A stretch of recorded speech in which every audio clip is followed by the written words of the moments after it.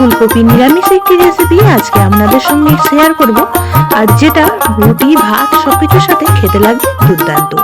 নমস্কার বন্ধুরা, মাই কিচেন মাই ব্লগে সবাইকে আবারও একবার স্বাগত। আজকে রেসিপির জন্য এখানে নিয়ে নিয়েছি একটা মিডিয়াম সাইজের ফুলকপি। ফুলকপিগুলিকে প্রথমেই খুব ভালো করে ছাড়িয়ে নিয়েছি, আর ছাড়ানো হয়ে গেলে যেগুলি বড় বড় পিস আছে সেগুলি কেটে ঠিক এইভাবে পিসগুলি করে নেব। তো আপনারা আপনাদের হিসাব মতো এখানে বড় ছোট করে পিসগুলি করে নিতে পারেন। তো সমস্ত ফুলকপিগুলি কাটা হয়ে গেছে, এখন ফুলকপিগুলি একটু থালার মধ্যে তুলে খুব ভালো করে ধুয়ে নেব। আর এদিকে 4টে আলু খোসা ছাড়িয়ে নিয়েছি, ছাড়িয়ে খুব ভালো করে ধুয়ে নিয়েছি। এখন আলুগুলিও একটু বড় বড় পিস করে কেটে নিচ্ছি। আজকে ফুলকপির সাথে কিছুটা পরিমাণ আলু দিয়ে রেসিপিটি তৈরি করব। আর রেসিপির জন্য এখন একটি মশলা রেডি করে নেব। নিয়ে নিয়েছি এখানে 1.5 ইঞ্চি পরিমাণ আদা ছোট ছোট পিস করে কেটে নিয়েছি, তার সাথে নিয়ে নিয়েছি 4টে কাঁচা লঙ্কা, আর এখন দিয়ে দিয়েছি 2টো ছোট সাইজের টমেটো। আজকে রেসিপিতে পরে আমি একটু দইও ব্যবহার করব, তার জন্য এখানে 2টো ছোট সাইজ টমেটো নিয়ে নিয়েছি, তার সঙ্গে নিয়ে নিয়েছি 1/2 চামচ তিল আর বেশ কয়েকটা কাজু। তবে তিলটা আপনারা স্কিপ করতে পারেন বা তিলের পরিবর্তে এখানে পোস্ত ব্যবহার করতে পারেন। সামান্য একটু জল দিয়ে পেস্টটা রেডি করে রেখে দেবো। আর এদিকে গ্যাসের মধ্যে কড়া বসিয়ে দিয়ে এখন একটি মশলা রেডি করে নেব, যেটা আজকে রেসিপিতে ব্যবহার করব। আর এই মশলাটা আজকে রেসিপিতে ব্যবহার করার জন্য রেসিপিটির ফ্লেভারটা কিন্তু দুর্দান্ত হয়। এখানে মশলার মধ্যে আমি নিয়ে নিয়েছি একটা শুকনো লঙ্কা, 4টে লবঙ্গ, 2টো এলাচ, আর তার সাথে খুব সরু সরু 3টে দারচিনি স্টিক, আর নিয়ে নিয়েছি 1/2 চামচ পরিমাণ ধনিয়া। তো এখন সমস্ত উপকরণগুলিকে শুকনো কড়াইয়ে বেশ কিছুক্ষণ সময় নিয়ে একটু ভেজে নেব। যখন একটা সুন্দর গন্ধ বের হবে তখন এগুলিকে একটা প্লেটে নামিয়ে ঠান্ডা করে নেব। ঠান্ডা হয়ে গেলে গুঁড়ো করে রেখে দেবো। তো এই পর্যায়ে মশলাটিও ভাজা হয়ে গেছে, এখন নামিয়ে রেখে কড়াইটা আবারও বসিয়ে দিলাম। আর কড়াতে এখন দিয়ে দিচ্ছি 4 চামচ পরিমাণ সাদা তেল। আজকে আমি রেসিপিটি সাদা তেলে বানাচ্ছি, আপনারা চাইলে সর্ষে তেলেও বানিয়ে নিতে পারেন। তেল খুব ভালোভাবে গরম হয়ে গেলে এখন কেটে রাখা আলুগুলি দিয়ে দিচ্ছি। আলুর মধ্যে দিয়ে দেবো খুব সামান্য পরিমাণে একটু লবণ দিয়ে আলুগুলিকে বেশ লাল লাল করে ভেজে তুলে রাখবো। ফুলকপির অনেক রকমের রেসিপি খাওয়া হলো, তবে শীত চলে যাওয়ার আগে ফুলকপির এই রেসিপিটি একদিন ট্রাই করুন। আশা করছি সকলের খুবই ভালো লাগবে।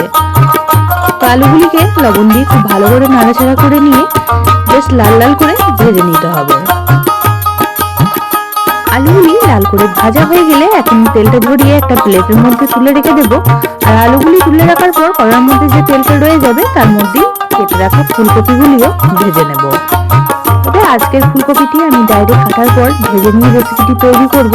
আপনারা চাইলে ফুলকপিটি একটু প্রথমে ভাপ তুলে নিতে পারেন, তাতে করে যাদের গ্যাস অম্বলের সমস্যা হয় সেই সমস্যাটা কিন্তু হবে না। তবে আজকের ফুলকপিটি অনেকটাই ফ্রেশ ছিল, সেই জন্য আমি একদমই তেলে ভেজেই রেসিপিটি তৈরি করব। তো ফুলকপির মধ্যে দিয়ে দিলাম খুব সামান্য পরিমাণ হলুদ আর 1/2 চামচ পরিমাণ লবণ দিয়ে এখন ফুলকপিগুলিকেও লাল লাল করে ভেজে নেব। ফুলকপি রেসিপির বানানোর ক্ষেত্রে ফুলকপিগুলি আগে যদি একটু ভালো করে ভেজে নেওয়া হয় তাহলে রেসিপির স্বাদ কিন্তু খুবই ভালো হয়। তো ফুলকপিগুলি এই পর্যায়ে একদমই ভাজা হয়ে গেছে, এখন তেলটা ঝরিয়ে তুলে রেখে কড়াতে আবারও অ্যাড করে দিচ্ছি বেশ কিছুটা পরিমাণ তেল। তেল খুব ভালোভাবে গরম হয়ে গেলে এখানে ফোড়নে ব্যবহার করছি 2টো শুকনো লঙ্কা, আর তার সাথেই দিয়ে দিলাম 1/2 চামচ পরিমাণ গোটা জিরে। ফোড়নটিকে খুব সুন্দর করে ভেজে নেব। ফোড়নটা ফুটতে শুরু করলে আগে থেকে তৈরি করে রাখা মশলাটি দিয়ে দেব, যেটা কাঁচা লঙ্কা, বাদাম, টমেটো দিয়ে পেস্ট করে রেখেছিলাম, সেই পেস্টটাই দিয়ে দিলাম। জারটার মধ্যে অনেকটা পরিমাণ মশলা লেগে আছে, তাই জারটা ধুয়ে কিছুটা পরিমাণ এখানে জলও অ্যাড করে দেব। এর মধ্যে এখন একে একে গুঁড়ো মশলাগুলি অ্যাড করে দিচ্ছি। গুঁড়ো মশলার মধ্যে এখানে দিয়ে দিলাম 1/2 চামচ পরিমাণ হলুদ গুঁড়ো, আর তার সাথে দিয়ে দিলাম খুব সামান্য পরিমাণ একটু লঙ্কার গুঁড়ো।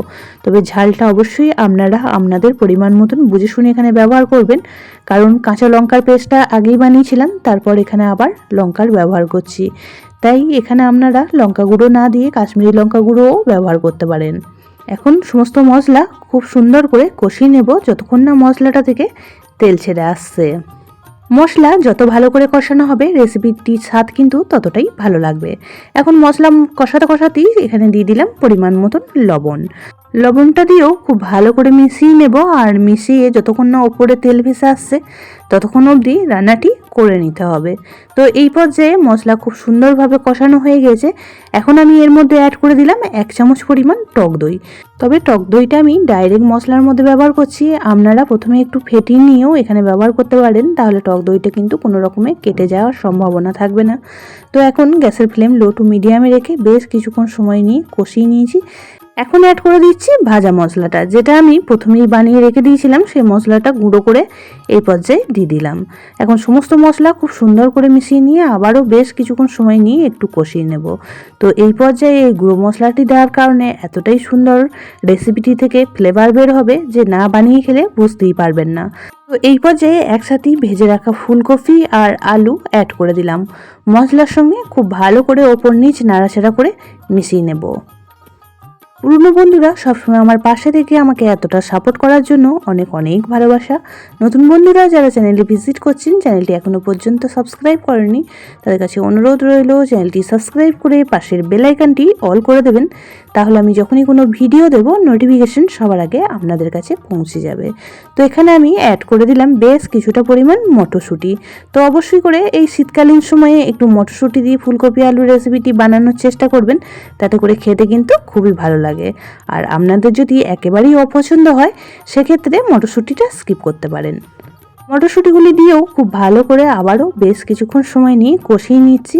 আর এই পর্যায়ে এখন অ্যাড করে দিলাম একটা ক্যাপসিকামের হাফ, আমি একটু বড় বড় পিস করে কেটে নিয়েছিলাম সেই ক্যাপসিকামটা। তো এখন সমস্ত উপকরণ খুব ভালো করে নাড়াচাড়া করে মিশিয়ে নিচ্ছি। আর মেশানো হয়ে গেলে এখন আমি এই পর্যায়ে অ্যাড করে দেব পরিমাণ মতন জল। তো এই পর্যায়ে আমি এখানে কিন্তু গরম জল ব্যবহার করেছি, আর অবশ্যই করে একটু গরম জল ব্যবহার করবেন, তাহলে রেসিপির স্বাদ কিন্তু খুবই ভালো লাগবে। খুব ভালো করে মিশিয়ে নিচ্ছি। আর মেশানো হয়ে গেলে এখন 5 থেকে 6 মিনিট সময় নিয়ে রান্নাটি করে নেব গ্যাসের ফ্লেম লো টু মিডিয়ামে রেখে।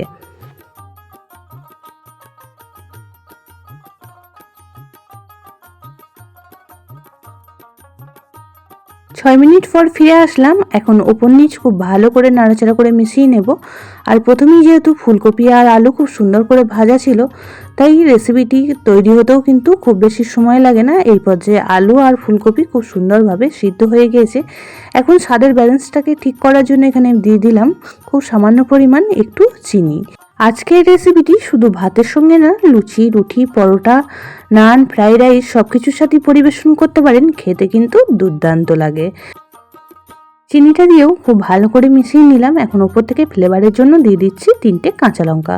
কাঁচা লঙ্কাগুলি দিয়েও খুব ভালো করে একবার মিশিয়ে নিলেই একদমই রেডি আমাদের আজকের রেসিপিটি। তো এখানে ভাজা মশলাটি দেওয়ার কারণে রেসিপিটি থেকে এতটাই সুন্দর একটা গন্ধ বের হয় যে না বানিয়ে খেলে ফিলই করতে পারবেন না। এখন গ্যাসের ফ্লেমটা অফ করে দেব আর গরম গরম একটা প্লেটের মধ্যে সার্ভ করে দেব। আজকের রেসিপিটি কেমন লাগলো অবশ্যই আপনাদের মতামত কমেন্ট বক্সে জানাবেন।